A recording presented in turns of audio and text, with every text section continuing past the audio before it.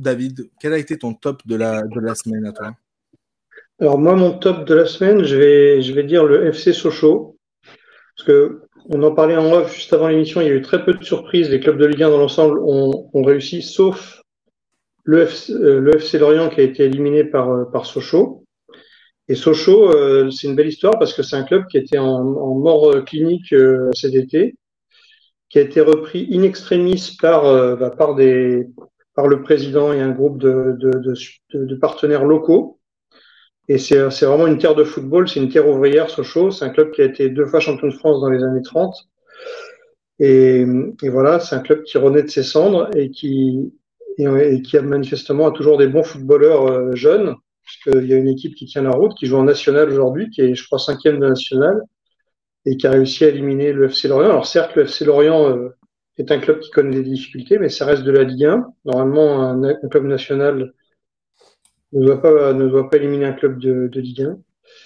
Donc, petit coup de cœur cette semaine pour le FC Sochaux et ça me fait un petit peu penser, j'ai envie de faire le parallèle avec le RC Lens qui était descendu en Ligue 2, qui est remonté et qui retrouve les sommets du foot européen en Ligue des Champions. Et ce sont des terres de football, donc ça fait plaisir pour ces gens. La seule chose qui a sauvé le FC Lorient, le FC Sochaux cet été, c'est la passion, c'est l'amour du football et la passion du club. Et cette passion-là, bah, manifestement, elle est plus forte que tout. Et voilà. Donc ça fait plaisir. En tout cas, on leur souhaite un avenir comme celui du RC Lens, ça, on peut, Voilà. on On leur souhaite la même remontada que le RC Lens, exactement. exactement. Exactement, on peut que leur souhaiter. Ouais, c'est ça. J'étais en train de regarder, du coup, ils sont cinquièmes de leur championnat. Et c'est d'ailleurs les premiers, c'est le Red Star de Abibay. Voilà. Ouais. Et voilà, et bref, on leur souhaite encore une fois une vraie remontada. Et puis, bah, effectivement, très, très, très belle équipe et très beau coup de cœur de la semaine. Je suis bien d'accord avec toi. Greg, toi, c'est quoi ton top de la semaine? J'imagine que tu voulais nous parler un peu entre guillemets, hors foot, de quelque chose qui t'a marqué en dehors du ballon rond cette semaine. Bah écoute, moi mon top de la semaine, j'ai envie de dire, il est un peu plus global. C'est plus le tennis donc qui a repris. C'est notamment Rybakina qui a explosé Zabalenka en finale de Brisbane. Incroyable. Vraiment, elle a fait un match exceptionnel. Dimitrov qui revient à un très très gros niveau, qui remporte le tournoi aussi de Brisbane en, en Australie. Et voilà, qui bat Rune en finale. Son premier titre depuis 2017, c'est ça? Je ne sais plus exactement, je ne voudrais pas dire de bêtises, mais c'est vrai que ça fait un bail que. Là, il était un petit peu mieux depuis quelques temps, mais en tout cas, c'est bien de conclure. Et puis, bien sûr, on aurait pu le mettre en flop. Moi, je le mets en top. C'est Rafael Nadal. C'est le fait que. Alors, oui, ok, malheureusement, Nadal a abandonné, a jeté l'éponge pour l'Open d'Australie, après sa défaite contre Thompson, où il a eu un petit souci à la hanche. Il a préféré rentrer en Espagne pour aller voir un médecin et voir comment il va gérer sa deuxième partie, sa saison. Petite déchirure musculaire, c'est ça? Ouais, il a dit de toute façon qu'il allait rentrer en Espagne pour être sûr. De toute façon, son objectif, c'est les JO sur terre battue, Roland Garros sur terre battue. Voilà. Mais au-delà de ça, il a quand même fait 2 matchs. Il n'a pas perdu de 7. Il a battu Dominic Thiem. Alors, ce n'était pas un match extraordinaire, mais bon, on a vu quand même on a revu des coups d'un Rafael Nadal incroyable. Et puis derrière, il a battu Jason Kubler, un Australien, jamais facile à battre à la maison. Voilà. Derrière, il perd contre Thompson, c'est dommage, un autre Australien, où il a 3 balles de match. Et la première, malheureusement, il doit la conclure avec une volée haute de revers qui est dans le filet. Mais voilà, mais je voulais dire un top parce que voilà, Nadal qui revient, c'est incroyable. Et puis petite mention aussi alors, il était un petit peu blessé au poignet, mais donc pendant cette semaine, donc il y avait le tour de Brisbane et Hong Kong, mais il y avait aussi la United Cup, c'est un peu l'équivalent de la Coupe Davis. Mixte. Comment? C'est la Coupe Davis mixte. Voilà, mais organisée par une autre association. Voilà, c'est un petit peu différent. Et donc, De Minaur a quand même battu Djokovic. Alors, Djokovic était blessé au poignet, mais quand même, il l'a battu à la maison en Australie aussi. Donc, et dans cette même United Cup, Caroline Garcia a éliminé l'Allemagne à elle toute seule lors de la confrontation France-Allemagne. Les Français qui ont fait demi-finale, ils ont perdu contre la Pologne. Et c'est pas rien, parce que c'était Apollon de Swiatek et Urkash. Voilà. Donc c'était pour ça. Mais un gros clin d'œil à Rafael Nadal qui revient, ça fait plaisir à tout le monde et voilà. Et on espère vraiment que ça va aller et qu'on va pouvoir le voir à Paris. C'est ce que j'allais demander, parce que du coup, donc Rafael Nadal il était tombé au 672e rang ATP, puis là il est remonté à 451e, quelque chose comme ça. Enfin bref, il a pris pas mal de place. Bon, c'est un peu anecdotique encore, mais voilà. Qu'est-ce qu'on est en mesure, entre guillemets, d'attendre de Rafael Nadal? Est-ce qu'il va vraiment pouvoir revenir, Greg? Je sais pas ce que tu en penses. T'y crois, toi, encore, à ce qu'il Je revienne? suis pas médecin, donc je peux pas me prononcer là-dessus, mais de toute façon, s'il a accepté, entre guillemets, de ne pas jouer l'Open d'Australie, c'est que de toute façon, son corps l'a rappelé à l'ordre. Et puis surtout, comme on l'a dit, son objectif principal, de toute façon, c'est les JO à Paris, sur terre battue à Roland-Garros. Voilà, en simple et pourquoi pas aussi en double avec Alcaraz, tout le monde attend ça. Et surtout aussi gagner un 15e Roland-Garros. Voilà. Après, honnêtement, je ne pourrais pas me prononcer pour ça. Je ne sais pas du tout. Voilà. Là, il est rentré en Espagne pour se soigner. Je ne sais pas s'il fera la tournée, à la limite, un peu terre battue en février. Je ne sais pas. Peut-être qu'il fera celle d'avril à Monte Carlo. D'ailleurs, je viens de réaliser qu'on va avoir Roland Garros en mai et les Jeux Olympiques au même endroit en août. C'est ça. Sur la même surface. Et Wimbledon en juillet. Et Wimbledon au milieu, entre les deux. Ça va être bien chargé. Donc, ouais, ça va être assez fou. Peut-être. Avec un Djokovic qui est remonté comme une pendule parce qu'il lui manque un titre et c'est la médaille d'or olympique. Et on sait très bien, et il sait très bien que les gens lui reprocheront, entre guillemets, même si c'est un monstre, hein, c'est une légende, mais les gens lui reprocheront si jamais il ne gagne pas ce titre. Donc il va le gagner. Il va le gagner, il veut faire sonner l'hymne serbe à Paris.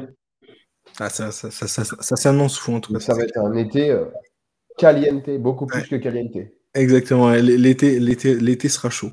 Du coup, excuse-moi, je ne suis pas un spécialiste, Greg, mais du coup, pour les organismes, ça va être étrange d'avoir à se préparer pour une saison de terre battue à partir de mars, comme ils le font d'habitude, jusqu'à Roland-Garros, puis basculer sur une saison de gazon, et puis rebasculer sur de la terre battue pour les JO, quoi. C'est ça. Et ensuite, basculer sur une saison dure aux États-Unis. Ouais, ça va être à Montréal, à Cincinnati. Ouais. Non, ouais, ça va être assez particulier, ouais. Après, de toute façon, ces grands joueurs-là, ils le font déjà, mais c'est pas des Alcaraz. Même Alcaraz, je pense, ils devront faire des choix. Ils pourront pas faire tous les tournois, c'est pas possible. S'ils veulent être performants, voilà. Mais en tout cas, ouais, c'est assez particulier. C'est fait bizarrement dans le calendrier. Alors, les JO, sachant que les JO, c'est en 2 sets gagnants aussi. Donc, c'est pas non plus, c'est pas en 3 sets gagnants. Mais bon, malgré tout, ouais, ça va être particulier. C'est clair. Et il y aura de l'intensité, parce que même si c'est en 2 sets gagnants, c'est clair que il y en a pas mal qui veulent la prendre, cette médaille d'or. Ok, mais très très bien. Moi, mon top, j'avais envie de parler du match entre le RC Lens et Monaco. Parce que ça a été, pour moi, en tout cas, le plus beau match que j'ai vu de ces 32e de finale du week-end, ouais. Le match du week-end. Même du week-end presque. C'était vraiment un excellent match. Et puis, je sais pas, ça fait du bien en fait. J'adore l'ambiance sous Coupe de France déjà, mais j'adore en fait voilà, ces matchs, on va dire, décisifs. Voilà, encore une fois, un match gagnant. Voilà, celui qui gagne passe au prochain tour, l'autre est éliminé, rentre à la maison. Voilà, moi, j'adore ce genre de match et ce genre de compétition. Et je trouve que là, c'était parfait. Aucune des deux équipes n'a fait semblant. Et on a vu un Lens quand même bien dominant, Monaco bien réaliste, mais surtout un très très beau match. Et puis pareil, une séance de pénalty assez dingue pour commencer l'année avec un Samba très très bon. Et pareil, un Majeki très très très fort aussi. Donc voilà, juste un gros big up à ce match. Je suis un peu partagé sur le fait qu'il n'y ait plus de prolongation, qu'on passe direct au tir au but. Je suis un peu partagé parce qu'un match comme celui-là, je pense que ça aurait été beau de les voir 2 fois 15 minutes de plus avant de basculer sur les tirs au but, qui aurait été le point final à beaucoup d'émotions. Totalement d'accord. Ouais, je suis pareil, je te rejoins totalement là-dessus. Enfin, je te rejoins. C'est vrai que ça manque. Je voulais aussi, alors après, c'est pas. Mais en termes de programmation, je trouve ça. C'est Daniel Riolo qui l'avait dit aussi dans l'after. Et je suis d'accord avec lui. La programmation, mettre ce match-là en même temps que qui est ton match directeur, hein, entre guillemets. Alors, on sait très bien que Paris peut les mettre le dimanche soir parce que ceux qui te font de l'audience, tout ça, c'est normal. Mais par contre, ils auraient pu très bien mettre ce match le vendredi soir, voire le samedi soir, au lieu de Nice-Auxerre, par exemple. Et je trouve ça dommage de mettre Marseille, Lyon et Lens-Monaco en même temps, 14h30. Voilà. Ça, j'ai trouvé un peu bizarre la programmation, mais bon, après, ça, c'est la Ligue qui veut ça. Mais en tout cas, c'était dommage, j'ai trouvé. C'est vrai. Ok, bah écoutez, très bien. Du coup, donc c'est Monaco, juste voilà, pour terminer là-dessus, c'est Monaco du coup, qui s'est imposé au tir au but. 6-5 et voilà, un très beau match, une belle séance. Voilà. Juste gros big up à ce match. On enchaîne avec les flops. Pareil, je recommence. David, quel est ton flop de la semaine à toi? Alors, mon flop, j'ai choisi Kylian Mbappé cette semaine parce qu'il a fait une déclaration donc, à l'issue du Trophée des Champions que le PSG a remporté face à Toulouse. Il était interrogé en zone mixte sur son potentiel transfert au Real Madrid, son potentiel départ pour le Real Madrid. Et il a déclaré « Je n'ai pas encore décidé ». Et donc là, ça m'a un peu interloqué parce que ça fait juste 2 ans qu'on parle de ça tous les jours, au matin, midi et soir, et lui, il n'a pas encore pris le temps de décider, en fait. Soit il se fout de notre gueule, soit s'il a vraiment pas pris le temps de décider, alors là, ça veut dire que le gars, il passe pas beaucoup de temps à réfléchir quand même au cours de son année. Donc ça m'a interloqué. Et en fait, bon, je pense que soit il veut pas le dire, et le cas échéant, c'est dommage, soit il ne sait vraiment pas, et le cas échéant, c'est étrange. Voilà, c'était ça que je voulais dire. Après, qu'il ait envie de rejoindre le Real Madrid, c'est évidemment tout à fait compréhensible. Hein, c'est le plus grand club de l'histoire du football et c'est tout à fait compréhensible. Mais le cas échéant, pourquoi ne pas le dire? Et si à l'inverse, il a envie de créer l'histoire au PSG, de devenir le joueur emblématique qui va emmener le PSG à son premier titre en Ligue des Champions, pourquoi ne pas le dire non plus? Enfin, donc, si sa décision est prise, pourquoi ne pas l'annoncer? Et si sa décision n'est vraiment pas prise, je trouve ça étrange. Ok. Voilà. On va en reparler. On a un petit, voilà, juste après, on va faire un tout petit débat. Pareil, parce que c'est vrai qu'on en parle très souvent. On en parle à tous les mercatos, en fait. À tous les mercatos, s'enchaînent et se ressemblent. Pour Mbappé depuis quoi? Depuis 2019, toujours la même chose. Donc, bref. On va en parler un peu parce que c'est dans l'actualité. Il y a une petite bombe qui a été lâchée hier par les journalistes de Foot Mercato. Donc, bref, on va en parler forcément. Mais bref, on en reparlera. Je voulais juste l'anglais sous l'angle de sa déclaration, mais sans rentrer dans le débat. On se garde le débat pour tout à l'heure. C'est clair. Ok, très bien. Du coup, Greg, à toi, c'est quoi ton flop à toi de la semaine? Alors moi, mon flop, c'est pas vraiment un flop de la semaine, c'est plus un flop de ces dernières semaines. Okay. Et il y a peu de monde, je pense, qui le savent, mais c'est les Detroit Pistons en NBA. Donc voilà, c'est quand même historique ce dont on a assisté. Donc pour être simple, hein, donc Détroit, donc dernier de la conférence Est en NBA, a subi donc une 28e défaite, 28e défaite contre Boston en prolongation. Voilà, et donc alors Détroit a ensuite gagné donc son match contre Toronto dans les dernières secondes, donc ils ont sauvé ça. Il s'arrête à 28, mais donc Détroit est donc rentré tristement dans l'histoire avec 28 défaites, voilà, devenant l'équipe NBA à avoir le plus perdu d'affilée.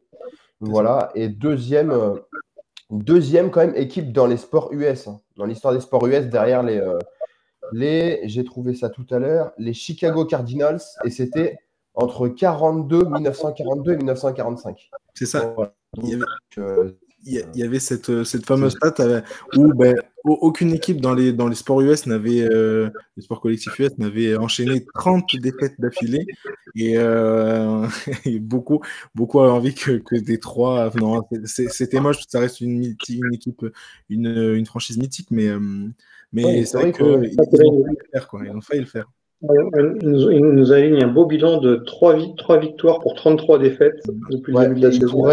Il pourrait malheureusement, alors je ne sais plus à combien de records, je ne vais pas dire de bêtises, mais il pourrait malheureusement devenir la pire équipe, enfin l'équipe avec le pire bilan à la fin d'une saison. Si je me trompe pas, c'est 9 victoires.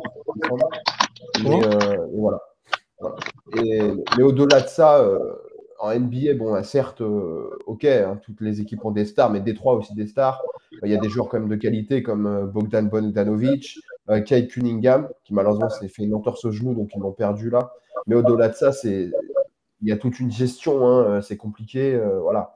Donc il n'y a pas que non plus, c'est pas l'équipe qui est vraiment en dessous entièrement. Ok, il y a ça, mais il y a beaucoup de problèmes de gestion au niveau du management, des choses comme ça. Voilà. Après, on ne va pas rentrer dans les détails. Voilà.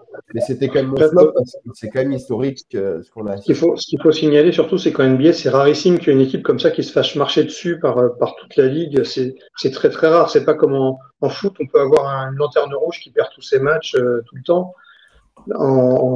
En NBA, ça n'existe pas. En NBA, normalement, on a un bilan équilibré entre les défaites et les victoires, et puis il y a quelques équipes qui jouent le haut du panier et qui jouent les playoffs. Mais se faire marcher dessus comme ça, on a 2 matchs, on joue tous les deux soirs. Donc même si on perd, on peut se rattraper tout de suite, quoi. Donc, voilà. Exactement. Ouais. Je voulais en parler parce que c'est vrai que c'est une déception. Il y a parfois des équipes qu'on voit des équipes bis sur certains matchs, et là, le Détroit arrive à en prendre quasiment aucun. Juste pour en revenir, parce que tu parlais tout à l'heure, Greg, du pire bilan. Le pire bilan de l'histoire de la NBA, mais sur la globalité, entre guillemets, d'une vraie saison, parce que sinon, c'était les Charlotte Bobcats 2011-2012, mais voilà, c'est 7 victoires pour 59 défaites, et du coup, 10% de victoires. C'est pas mal, mais c'est vrai que c'était une saison assez courte, du coup, parce que normalement, dans une saison, il y a 84 matchs. Et sinon, voilà, une vraie saison, c'est les Sixers de 72-73 avec 9 victoires pour 73 défaites. Ça pique.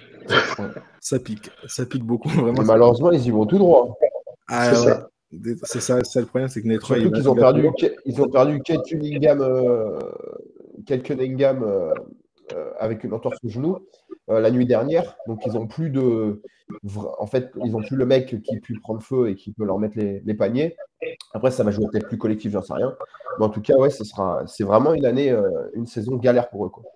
Mais ouais, de A à Z. Puis, bref, on va pas non plus forcément rentrer dans tous les détails, mais c'est vrai que du coup, c'est la première saison aussi du coach de Monty Williams qui a été signé, et il galère un peu entre tous ces guards qu'il a, parce qu'il a pas mal, il a forcément Killian Hayes, le français, mais du coup, voilà, je crois, il y a Kate Cunningham, il y a aussi Jaden Ivey qui a été pris à la draft la saison dernière, je crois. Bref, il galère un peu à trouver sa rotation, et puis en fait, ça qui était dur, c'est et même quand tu es joueur, et même quand tu fais tes stats, tu sais même pas combien de minutes tu vas jouer chaque soir. Enfin, c'est très très bizarre ce qui se passe à Détroit, donc bref, en espérant pour eux que ça se redresse, parce que franchement, c'est que c'est une équipe...